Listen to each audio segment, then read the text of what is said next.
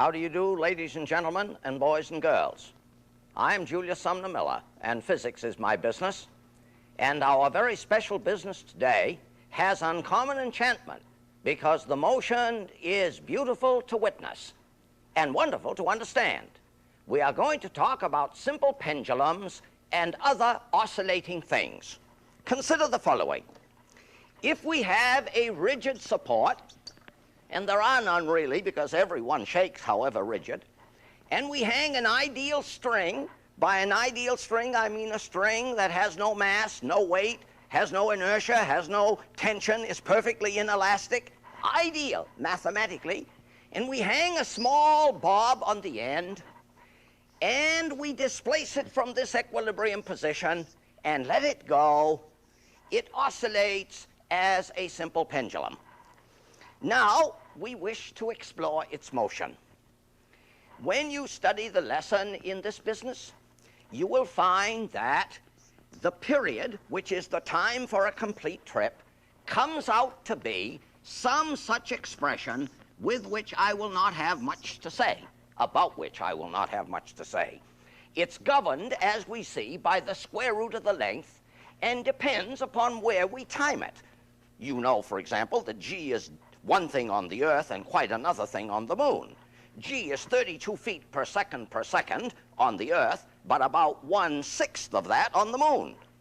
As an incidental fact, matter, you would weigh, therefore, 1/6 as much on the Moon as you weigh on the Earth. Now, I wish to do another pretty experiment with several pendulums. And I suppose maybe we could say pendula. This may be the plural of pendulum. Now, what am I going to do? I am going to hang up 3 of them, as I have them here soon to witness. 1, 2, 3. And how long are they going to be? This one is going to be 10 centimeters long, and this one 40 centimeters long, and this one 90 centimeters long. So the lengths are 10, 40, 90 centimeters. Notice the numbers, 10, 40, 90. I hope you get a little Q in there. There's 1, there's 4, there's 9, if we divide each one by 10. Now I am going to set them into oscillation. And I am going to count, say, 20 vibrations of each one. Here's the way I would do it. I would set this one into vibration, starting with 0, and here is a clock which I would start and stop, and I will just run one a moment to give you the cue. I would remind you parenthetically, I am not really giving you a lecture in physics. I am merely pointing out some things that you yourself can do with your teacher and even at home, and my purpose is singularly this, to invite your interest and stir your enthusiasm and curiosity, and point up at the same time the beauty and drama in these things. So I would start this 0, 0, 1, 2, 3, 4, and I would count 20 oscillations. And what would I get? Probably in this laboratory, I would get about 13 seconds. Now where you are, say Colorado on a high mountain, you would get a different time. And if you were in Australia, you would get a different time, because little g is different from place to place on the Earth. So I count 20 oscillations, and I get 13 seconds. Now I do it all over with this one. And I count 20 oscillations. And what would I get? I would get about 26 seconds. You thinking of something? Then I would do it with the 90 centimeter one. 0, 1. Oh, I should have stopped this thing because I'm not really clocking. Yeah, what's going on here? Huh. Well, there's something wrong with the... Notice now, this is the hazard we run when we depend on mechanical things. So I'm going to put the clock out of my sight. What would I do? Coming back here, somebody says, isn't the professor having a wonderful time with things going wrong? Sure they are. When you deal with nature, you must make her requirements absolutely perfect, or she will not do what you want done. So I count. I count 20 oscillations, and lo and behold, I get 39 seconds. Look, 10, 40, 90. They are in the ratio of 1 to 4 to 9. 13, 26, 39. They are in the ratio of 1 to 2 to 3. And now a marvelous thing is encountered. 1 is the square root of 1, 2 is the square root of 4, and 3 is the square root of 9. And that's what that so-called formula says, that the period is proportional to the square root of the length. And this other stuff comes out of some mathematical gymnastic.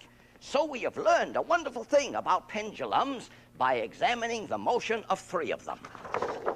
Now, strangely enough, when you make the exploration or develop the formula mathematically, notice that it does not contain, it says nothing about how big is the pendulum bob, how massive is it. All the period depends upon is its length. And you can show this by such an adventure as I have here.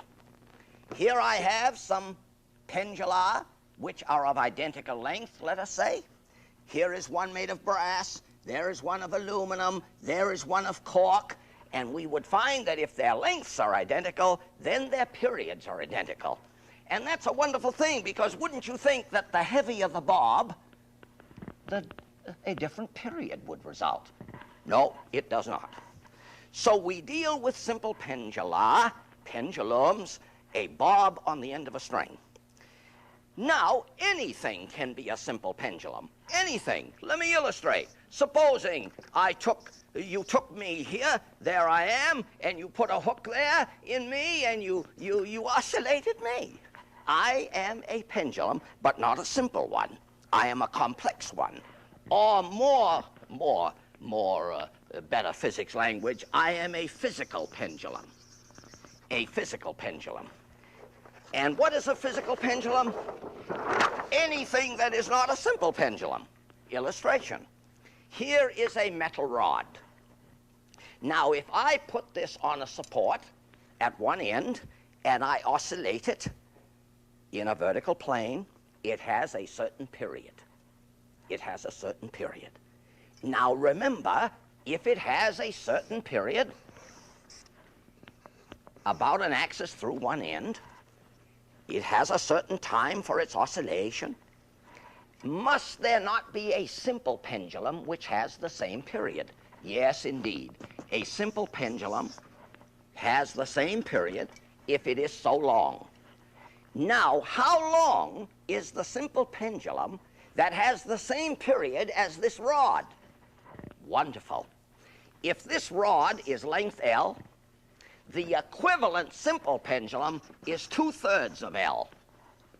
So if I had a simple pendulum hanging here in this fashion, which was 2/3 as long as the rod, and I put them into oscillation together, they would stay in phase, meaning that they would keep step in step. So we speak of the equivalent simple pendulum as a simple pendulum which has the same period as the physical pendulum. Now, this is a rod, and this has a marvelous property. If I turn it around and put the axis at the 2/3 mark, and I oscillate it, it would be looking like this, of course, now. Here is the 2/3 mark. Here is a remarkable thing, absolutely enchanting. This rod has the same period for this axis as for this one. The same period. And hardly anybody ever believes that. But it is true, as you can discover by doing the experiment yourself. So now we explored a physical pendulum, which is a rod. How about a hoop? Here is a hoop. I have here a hoop, and I could support it by an axis about one edge, and I could let it oscillate in a vertical plane. I could let it oscillate in a vertical plane. Does it not have a certain period? Of course. It therefore has an equivalent simple pendulum. And how long is the equivalent simple pendulum? It is a marvelous thing to discover, but the equivalent simple pendulum has a length equal to the diameter of the hoop. So if you put a simple pendulum up here, which has this diameter, this length, they would keep in phase. Finally, how about a disc? Oh, a disc. Here is a uniform circular plate. And could I not support it on an axis in the manner as before and let it swing in its own plane? Supposing, well, I better draw a new picture. We are talking about a circular disc, a uniform circular plate, and I oscillated about one edge. What is the equivalent simple pendulum?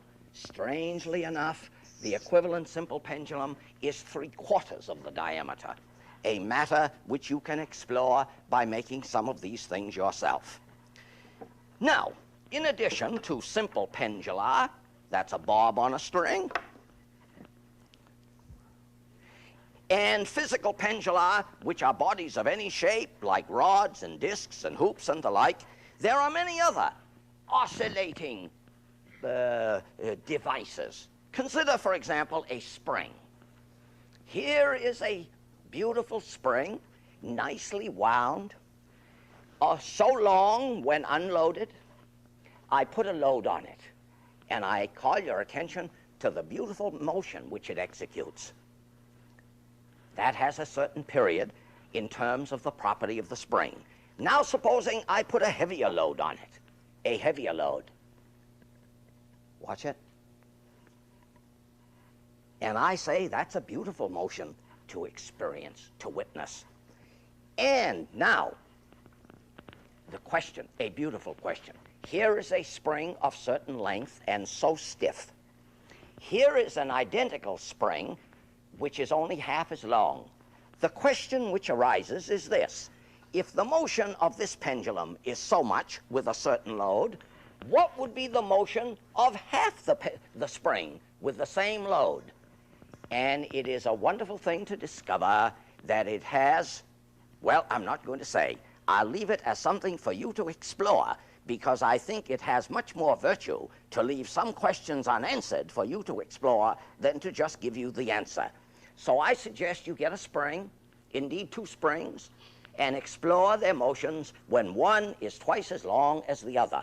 And indeed you will notice that I have coupled springs in different ways, suggesting that their periodic motions depend upon how they are coupled. Regarding coupled pendula, look here.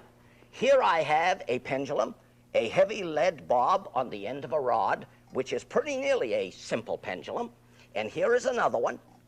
And I have, as we say, coupled them by putting a spring between them. And watch the marvelous behavior. I'm going to start one. I'm going to start one and let it swing.